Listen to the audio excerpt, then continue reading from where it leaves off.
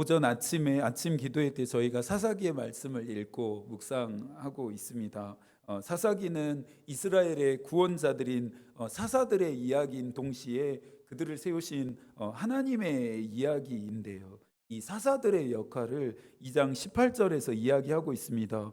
여호와께서 그들을 위하여 사사들을 세우실 때에는 그 사사와 함께 하셨고 그 사사가 사는 날 동안에는 여호와께서 그들을 대적의 손에서 구원하셨으니 이는 그들이 대적에게 압박과 괴롭게 함을 받아 슬피 부르짖음으로 여호와께서 뜻을 돌이키셨음. 이거늘 이스라엘과 이방 나라의 구별점은 통치자나 왕이 없다는 점입니다. 약속의 땅까지 이스라엘 백성들을 이끌었던 모세, 그리고 약속의 땅을 차지하는 일에 선두에 섰던 여호수아, 그들 모두는 이스라엘의 통치자도 아니고 왕이 아니었습니다. 하나님을 대신하는 자들, 하나님이 이스라엘을 통치하는 일에 사용되어진 대리자들이었습니다. 이스라엘은 하나님의 직접적인 통치를 받는 백성입니다. 선민 사상을 가진 그들은 사사의 유무와 상관없이 하나님을 경외해야 했습니다. 그러나 이스라엘 백성들은 하나님과의 언약을 저버리고 사사의 시대가 시작됩니다. 오늘의 본문 2절입니다.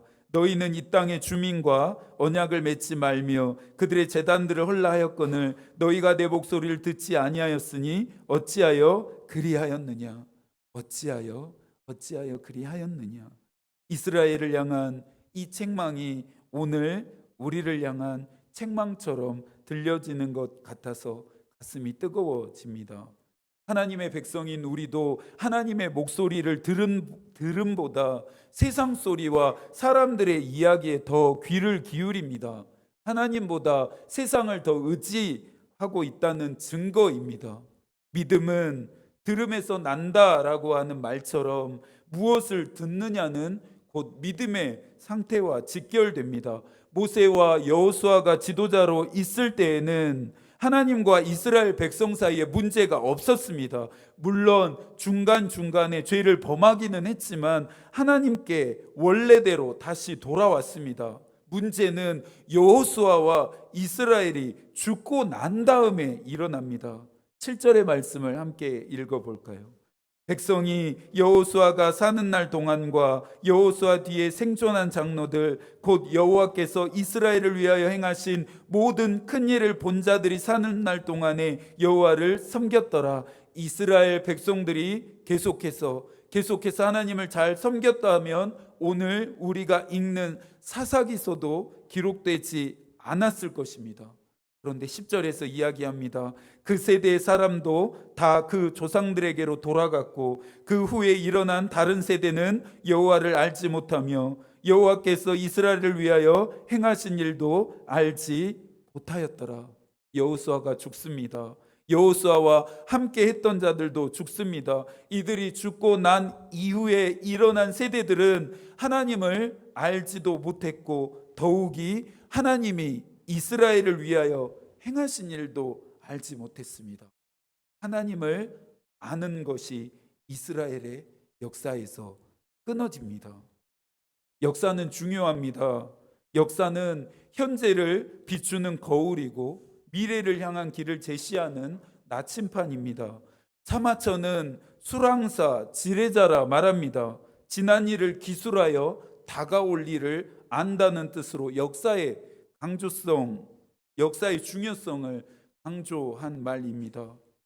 오래전부터 한 역사관이 우리나라의 정통성을 부정하고 있습니다. 단순히 역사 영역을 넘어서 사회와 정치와 경제 등 사회 전 분야로 전염병처럼 퍼지고 있습니다. 문제는 역사관을 배우는 아이들의 역사관을 왜곡되게 한다는 데 있습니다. 역사를 배움은 또 역사를 배워야 함은 과거의 성공과 실패를 통해 더 나은 미래, 더 나은 사회를 만들기 위한 토대가 되기 때문입니다.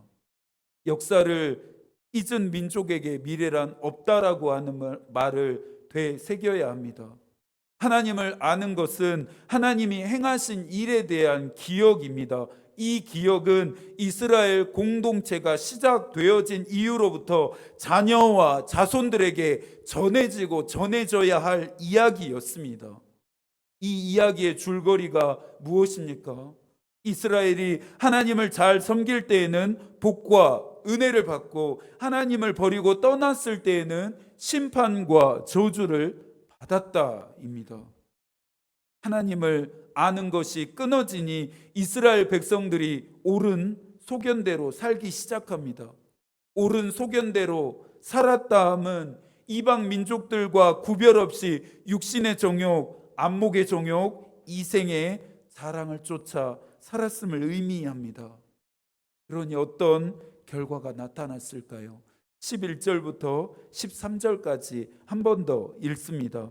이스라엘 자손이 여호와의 목전에 악을 행하여 바알들을 섬기며 애굽 땅에서 그들을 인도하여 내신 그들의 조상들의 하나님 여호와를 버리고 다른 신들 곧 그들의 주위에 있는 백성의 신들을 따라 그들에게 절하여 여호와를 진노하게 하였으되 곧 그들이 여호와를 버리고 바알과 아스다롯을 섬겼으므로 여호와의 목전에 악을 행하고 하나님 여호와를 버립니다.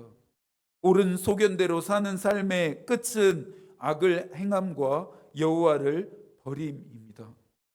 믿음 생활을 하면서 가장 위험한 것은 내 생각대로 하는 것입니다. 내 생각대로 기도하고 내 생각대로 봉사하며 내 생각대로 교제합니다. 그러니 교회가 시끄럽고 소란할 수밖에 없습니다. 믿음 생활은 내 생각대로 하는 것이 아니라 하나님의 뜻대로 해야 합니다. 하나님의 뜻으로 기도하고 하나님의 뜻을 따라 봉사하고 하나님의 뜻 안에서 교제해야 합니다. 하나님을 알면 믿음 생활의 기준입니다. 기준이 있어야 어떠한 상황에서도 길을 잃지 않고 하나님의 뜻대로 살 수 있습니다. 그렇다면 어떻게 우리가 하나님을 알 수 있을까요? 여러분들은 어떻게 하나님을 알고 계십니까? 여러분들은 어떤 방법, 어떤 방식으로 하나님과 만나고 계시나요? 성서는 말씀과 기도를 통해 우리가 하나님을 알게 되고 하나님을 만나게 된다 말합니다. 말씀은 하나님에 대한 완전한 계시이고 기도는 완전한 계시에 대한 이해와 경험입니다. 웨슬리는 하나님의 기록된 말씀이 그리스도인의 신앙과 실행의 유일하고도 충분한 기준이다라고 말했고, 칼빈은 하나님의 자녀들이 가져야 할 중요한 것이 기도이며 이것은 신앙의 참된 증거라고 강조합니다. 말씀과 기도가 그리스도인들의 경건 생활의 기초이자 기본이 된다는 말입니다. 웨슬리는 그 누구보다 거룩한 삶을 살기 위해서 철저하고 규칙적인 경건 생활을 했다는 것을 우리가 잘 알고 있습니다. 하루의 시간 중 성서를 읽고 묵상하는 시간, 기도를 하는 시간, 유익한 독서를 하는 시간, 구제와 선행을 베푸는 시간을 세분화했고 그것을 철저하게 지켰습니다. 이것이 웨슬리의 신앙과 신학의 기초이자 기본이 되었습니다. 웨슬리를 더욱 예수 그리스도라고 하는 빛 가운데로 나아가게 했습니다. 여러분들은 어떠신가요? 규칙적으로 경건의 생활을 하고 계십니까?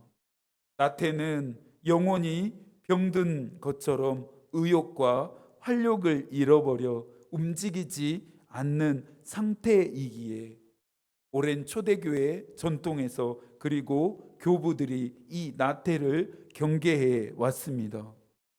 내 영혼이 뜨겁지도 차갑지도 않은 미지근한 상태는 아닌지, 하나님이 역겨워하셔서 토해 내버리실 정도의 상태는 아닌지 여러분들의 경건 생활의 온도를 체크해 보시면 좋겠습니다. 아퀴나스는 나태하게 되면 하나님을 앙망하고 사랑하는데 소홀해지고 하나님과 점점 멀어지며 마침내 하나님의 자비와 사랑에서 끊어지고 말기 때문에 나태를 경계하라고 그리스도인들에게 권면합니다.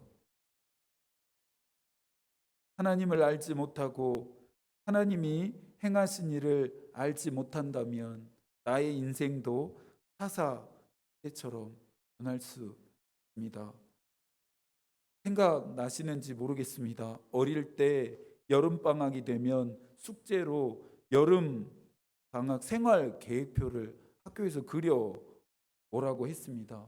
여름방학 숙제를 하는 시간보다 어떻게 하면 밖에 나가서 노는 시간을 더 늘릴지 머리를 썼던 그런 기억들이 있습니다. 내 영혼이 나태함으로 병들어 있다면, 의욕과 활력을 잃어 움직이지 않고 있다면 우리는 다시 열심을 내야 합니다. 경건 생활 계획표를 한번 그려 보실 수 있기를 바랍니다. 말씀을 읽고 기도하는 시간, 또 묵상하는 시간, 유익한 독서를 하는 시간, 말씀을 실천하는 시간을 정해 보시는 것은 어떨까요? 많은 긴 시간이 아니어도 됩니다. 습관이 될 수 있도록 꾸준히 규칙적으로 할 수 있는, 해낼 수 있는 만큼의 시간이면 됩니다. 100m도 못 달리는 사람이 그보다 먼 거리를 달릴 수는 없습니다. 그리스도의 장성함에 이르는 영적인 성장과 성숙을 향해 나아가려면 영적인 근력을 길러야 합니다. 칼빈에게도 믿음이란 하나님을 아는 지식이었습니다. 물론 여러 가지 방법, 여러 가지 방식을 통해 하나님에 대해 알 수 있습니다. 하나님이 어떠한 일을 행하실 수 있는 분이신지 깨달을 수 있습니다. 그러나 이것은 일시적일 뿐이고 영원하지 않습니다. 우리의 영적인 근력을 길러가려면 말씀을 읽고 묵상해야 하고 그 말씀들을 붙들고 기도할 수 있어야 합니다. 그래야 내 영혼의 어두움이 깃들지 않고 믿음 생활하면서 길을 잃지 않을 수 있습니다. 또 옳은 소견대로 우리가 삶을 살아가지 않을 수 있습니다. 처음부터 이스라엘 백성들이 여호와를 떠난 것이 아닙니다. 악을 행한 것이 아니었습니다. 하나님을 아는 것이 끊어지고 하나님이 어떠한 일을 행하셨는지에 대한 기억이 사라지면서부터 악을 행했고 하나님을 버리게 되었습니다. 우리는 언제부터 죄를 짓습니까? 우리는 언제부터 하나님으로부터 멀어지게 됩니까? 말씀과 기도라는 경건 생활을 게을리 할 때부터 있습니다. 이스라엘 백성들을 향해 어찌하여 너희가 그리 하였느냐라고 하는 이 책망이 저와 여러분들을 향한 책망이 되지 않기를 소망합니다. 이스라엘 백성들은 잊어버렸지만, 이스라엘의 역사에서는 끊어졌지만 나는 하나님이 누구신지를 기억하고 또 우리는 하나님이 우리를 위해 어떠한 일을 행하셨는지를 잊지 않고 주신 은혜를 늘 기억하고 감사하며 또 베푸실 은혜를 기대하고 기도할 수 있었으면 좋겠습니다.